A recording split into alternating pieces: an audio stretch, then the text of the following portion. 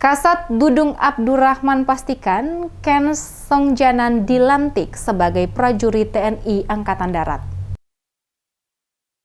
Kepala Staf Angkatan Darat atau Kasat Jenderal TNI Dudung Abdurrahman memastikan siswa calon Tamtama TNI Angkatan Darat, Hans DJ Songjanan pada Sabtu 16 April pekan depan dilantik sebagai prajurit TNI Angkatan Darat.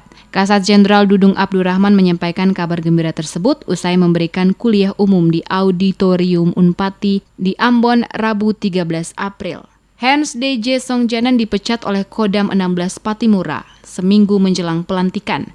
Hans dipecat karena status kependudukan ayahnya yang merupakan ex-nelayan asing asal Myanmar dianggap tidak sah. Diakui Kasat ada hal yang dilanggar oleh orang tuanya yaitu bapak saat pengecekan berkas administrasi yang ternyata masih berkebangsaan Myanmar. Kedepan, kata Dudung, persoalan penyelesaian administrasi yang tidak lengkap harus dilakukan dengan baik agar kedepannya tidak menjadi beban bagi TNI.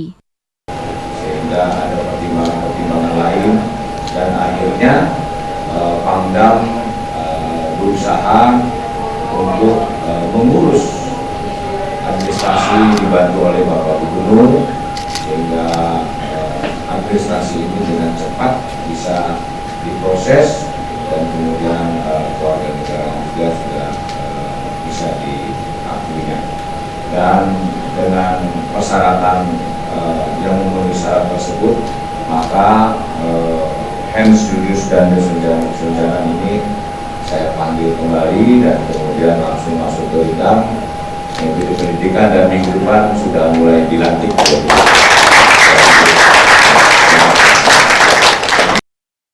Sebelumnya pada 7 April 2022, tepatnya seminggu jelang pelantikan sebagai prajurit TNI Angkatan Darat, Hans DJ Songjanan dipecat oleh Kodam 16 Patimura. Hans dipecat karena status kependudukan ayahnya yang merupakan ex-nelayan asing asal Myanmar dianggap tidak sah. Administrasi Hans dianggap tidak sah lantaran dokumen kependudukan ayahnya, Mikael Songjanan, dicabut oleh Dinas Kependudukan dan Catatan Sipil Kota Tual. Padahal ibu Hans berasal dari Desa Tar, Kota Tual, Maluku. Hans lahir, besar, dan menempuh pendidikan di Tual. Ia juga memilih sebagai WNI mengikuti ibunya. Ayah Hans, Mikael, adalah warga negara Myanmar yang sudah lebih dari 20 tahun menetap di Desa Taar. Saat itu, Mikael datang ke sana sebagai nelayan asing. Pemecatan Hans menuai kontroversi dan sejumlah orang menganggap Hans tidak bersalah.